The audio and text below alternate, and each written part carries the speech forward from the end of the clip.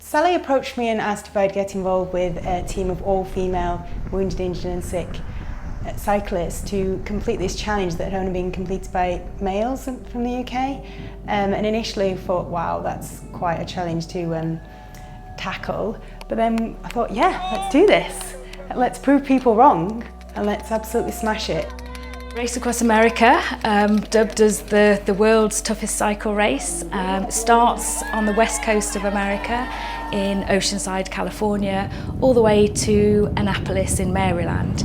It covers 12 states, 3 mountain ranges, 170,000 feet of climbing, and is just an epic experience. I'd taken part in several challenges myself individually and had seen the benefit that had for me on my own health and well-being, and wanted to put a team together and decided to call the team Mind Over Matter because that's what we were going to have to do in the challenge. The team of 8 cyclists break down into 2 pods of 4 and each cyclist cycles on their own for 30 minutes as fast as they can. So it's a relay event.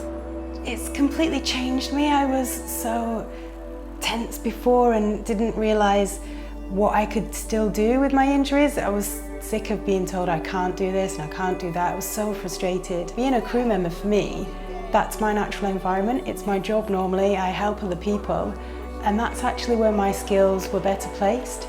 So I just came alive, and as soon as we were in California, I was smiling, I was buzzing, and we were getting the bikes ready, and that's what we were all passionate about, cycling and working as a team.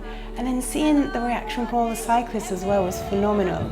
You could see them getting fitter and stronger and more confident. Brilliant, buzzing, oh, I can't believe we're halfway there. Just so nice for everyone to come together and believe in each other. Everyone knows what it's like to be injured and what it feels like not to be physically capable of what you were normally used to, and then to come through it the other side and just achieve this incredible goal together was just, it was mind-blowing.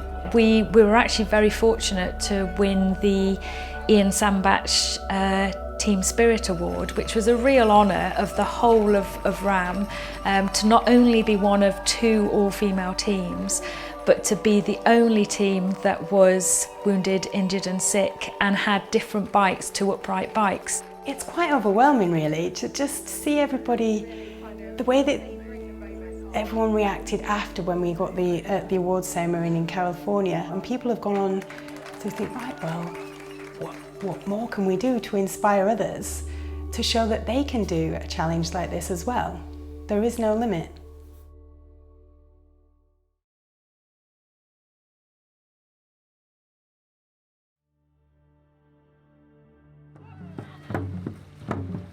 Yeah, it's hard to explain unless you've been in that boat yourself. How can I say? It's like you can't breathe because I'm that knackered at the end of it, but that's what it's all about. So you don't just go and jump into a boat and just go race. You know, if you want to optimise your position in that boat and contribute massively to the crew, then you need to be strong and you need to be technical. Dragon boating is it's a 32-foot boat, and you can either get 20 people in the boat or you can have 10 people. You get your paddle, alternate sides. When we were out at the World Championships, the World Dragon Boat Championships in Canada, a few of us got together when we came back and agreed that setting up a Dragon Boat team for military and ex-military personnel with impairments was something that we were all really interested in and close to our hearts. We've known Glyn since the beginning of Purple Warriors. He is an absolute integral part of the charity, but what he's done is gone above and beyond just being part of Purple Warriors. This year he started to trial for Great Britain. Joined the army in '88, and basically Mother's Day '93, I always remember it. I had a very severe car crash and I snapped my femur in 2 places, my ankle, my shoulder, and then I got medically discharged in 2000. And basically, because of all the injuries I had my leg taken off 5 years ago. I was in a very, very dark place, and at times I thought to myself, I've had enough. Over the 12 years, 13 years, there was nothing there for me to help me. I'd just been forgotten. Purple Warriors have helped me massively. It just basically it's picked me up and it given me something to focus on, and that focus has been on dragon boating, and ever since then I haven't looked back. When I'm out training with Glyn, I'm just quite proud to be in the boat with him. You know, when we do go out, and I just think, yeah, you've come such a long way from where Glyn was to reaching that level of performance is quite remarkable. He was actually successful in trialling and was awarded a place with our Grand Dragons, which is one of our teams, our over 50 teams.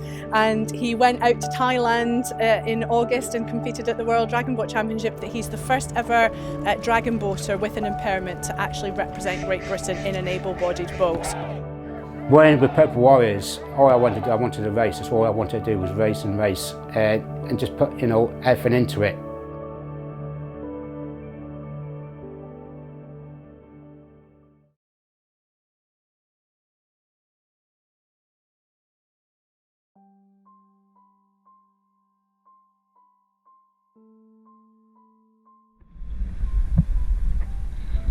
It's land!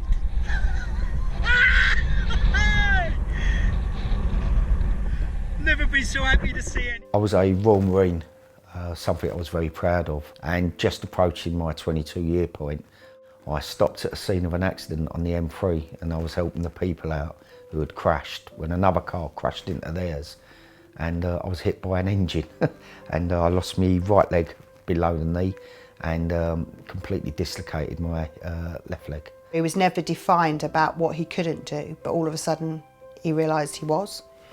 So he kind of pushed that limit and was determined to show other people that.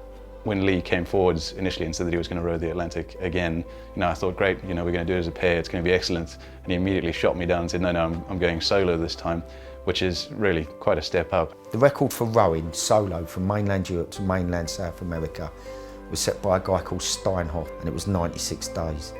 I thought that was gettable. Ocean rowing is a bizarre one. A lot of guys approach it with a physical approach only, but mentally it's the mental game that really wears you down on a day-to-day basis. You're rowing essentially 24 hours a day in shifts, 2 hours on, 2 hours off, and that just doesn't stop. That's in a crew, Going on your own solo is another level.